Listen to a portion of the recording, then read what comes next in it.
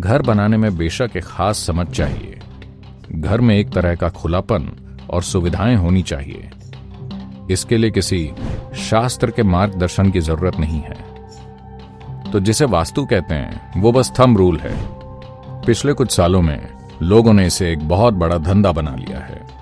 इससे आपकी सेहत और कारोबार तय हो रहा है, ये आपको चांद पर ले जा रहा है, ये हर चीज कर रहा है। लोगों ने अपने घर गिराने शुरू कर दिए हैं। उन्होंने रसोई की जगह बाथरूम बना लिए, वो अपनी रसोई में सोने लगे हैं और डर, मूल रूप से डर लोगों पर राज कर रहा है। तभी ये सब चीजें इतनी हावी हो गई हैं। तो ये वास्तु लोगों को पागल बना रहा है। जिसे आप वास्तु कहते हैं वो बस प्राचीन निर्माण कला का मार्गदर्शन है।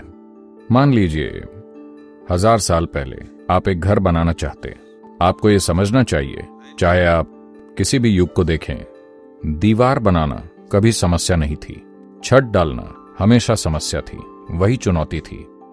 आर्किटेक्ट बताएं, छत डालना चुनौती है। अब क्योंकि हमारे पास स्टील और सीमेंट, कंक्रीट और दूसरी कठोर चीजें हैं, तो छत को आज हम जैसा चाहे वैसा डाल सकते हैं। पहले उनके पास क्या था? बस एक चीज थी, लकड़ी। तब वो अपने खेत में जाते थे, खेत से एक पेड़ काटते थे और फिर एक घर बनाना है। पर पेड़ छोटा होता था, तना बस 8 फीट ऊंचा है, तो उनके पास बस 8 फीट की लकड़ी है। तो वो क्या करते थे? वो एक 8 फीट चौड़ा घर बनाते थे। पर उनके 10 बच्चे हैं, तो उन्होंने उसे 100 फीट लंबा बना दिया। अब वो एक सुरंग जैसा हो गया। जब आप इस सुरंग में रहते हैं तो ये निश्चित रूप से आपके शारीरिक और मानसिक स्वास्थ्य पर कई तरह से गंभीर प्रभाव डालेगा। तो निर्माण के कुछ सरल दिशा निर्देश दिए गए। जैसे आप घर बनाते हैं तो अनुपात ऐसा हो, खिड़की इतनी बड़ी। ये एक थंब रूल जैसा है। आर्किटेक्चर या इंजीनियरिंग में कुछ थंब रूल होते हैं। जो लोग दिमाग नहीं लगा पाते वो इस थंब रूल से चलते हैं। जैसे इतना एरिया यानी खिड़की इतनी बड़ी रखें, ये चीज इतनी, वो चीज उतनी। बनावट और आर्किटेक्चर के लिए ऐसे नियम होते हैं। So what you call as vastu is just a thumb rule. तो जिसे वास्तु कहते हैं वो बस थंब रूल है।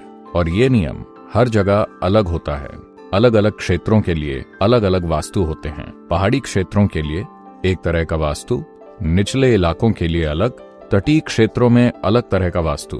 तरह तरह के मौसम और वातावरण के अनुसार उन्होंने एक विशेष वास्तु संबंधी मार्गदर्शन बनाया। और पिछले कुछ सालों में लोगों ने इसे एक बहुत बड़ा धंधा बना लिया है। पिछले 10 सालों में ये एकदम बेतुके तरीके से बढ़ गया है। It is fixing your health, it's fixing... इससे आपकी सेहत और कारोबार तय हो रहा है, ये आपको चांद पर ले जा रहा है, ये हर चीज कर रहा है।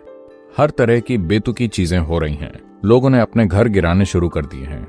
उन्होंने रसोई की जगह बाथरूम बना लिए, वो अपनी रसोई में सोने लगे हैं और अब लोग इन एक्स्ट्रा खर्चों से तंग आ गए हैं। तो वास्तु सलाहकारों ने नए समाधान निकाले हैं। बस एक पत्थर रख दो, ये ठीक हो जाएगा।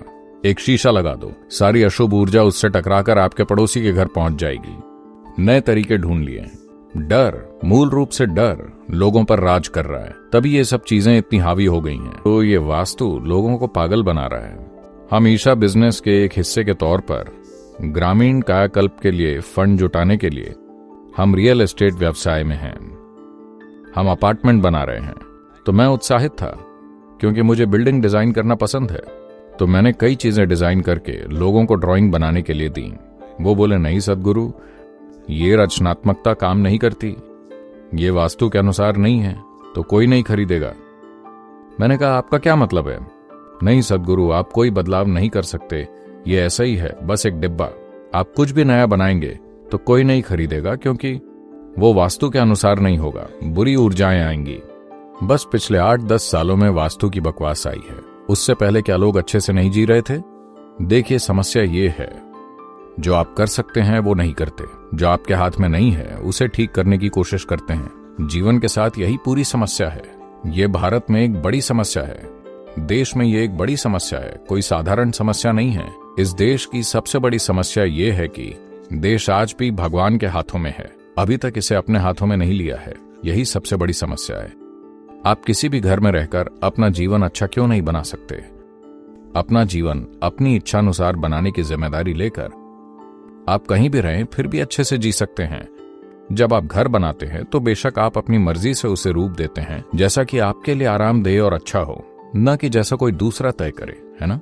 अगर आप भारत में आर्किटेक्ट हैं तो कोई आर्किटेक्चर नहीं होता, वास्तु वाला व्यक्ति तय करता है कि घर कैसा होगा।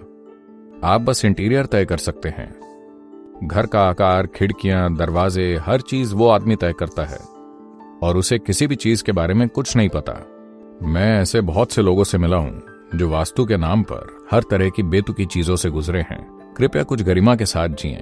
आप कितना जीते हैं और क्या करते हैं ये महत्वपूर्ण नहीं है, पर जब तक जीते हैं अच्छे से जिएं, वो महत्वपूर्ण है ना। हाँ, आप डर में जी रहे हैं तो चाहे जो हो उसका क्या मतलब है। अपने जीवन को ठीक से संभालने के बजाय हम उम्मीद कर रहे हैं कि खिड़की का आकार जीवन को ठीक कर देगा। यहां तक कि टेलीफोन भी। टेलीफोन एक खास जगह पर होना चाहिए, है ना। जब वास्तुशास्त्र लिखा गया था तब टेलीफोन ही नहीं था। कम से कम इतना तो समझिए। वो बस लोगों के डर का बहुत बुरी तरह से फायदा उठा रहे हैं। मैं एक घर में गया था। मैं इस महिला को बहुत अच्छे से जानता हूं। उनका कोयम्बतूर में एक बड़ा घर है और उसमें एक बगीचा है। मैं पहले भी वहां जा चुका हूं। एक दोपहर को मैं लंच के लिए गया और मैंने देखा कि बगीचे में एक विशाल कैसोरीना पोल खड़ा है, कंक्रीट में जमा हुआ। मैंने महिला से पूछा, क्या हुआ, ये खंबा यहां क्यों है। वो झिझकी।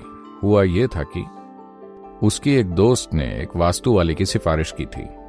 वास्तु वाला उसके घर आया, घर में ऊपर नीचे घूमा और बोला, देखो उत्तर पश्चिम कोना दक्षिण पश्चिम कोने से नीचे होना चाहिए।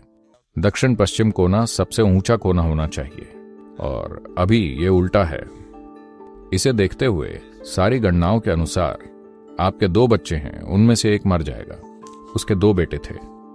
उसने कहा, बकवास, मुझे ये पसंद नहीं है, चले जाओ। वो बोला, आपकी मर्जी, और वो अपना कार्ड देकर चला गया। वो जानता है ये कैसे काम करेगा। उसने कहा, बकवास, मैंने इससे सलाह ही क्यों ली। ये बोल रहा है मेरे बच्चों में से एक मर जाएगा। उसे ये अच्छा नहीं लगा। पर 3 दिन बाद उसने अपने बच्चों को देखा और वो चीखते भी तो उसे लगता कि एक मरने वाला है। कौन सा। डर ने काम करना शुरू कर दिया। 2 हफ्तों में वो पागल हो गई। फिर उसने वास्तु वाले को बुलाया। ठीक है, मुझे क्या करना चाहिए।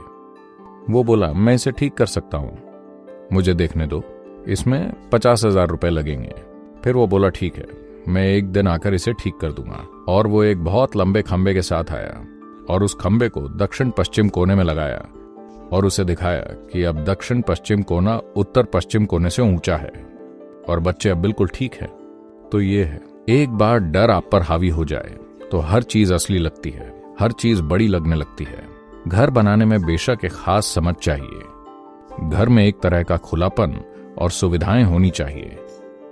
कोई भी बुद्धिमान इंसान ये कर सकता है।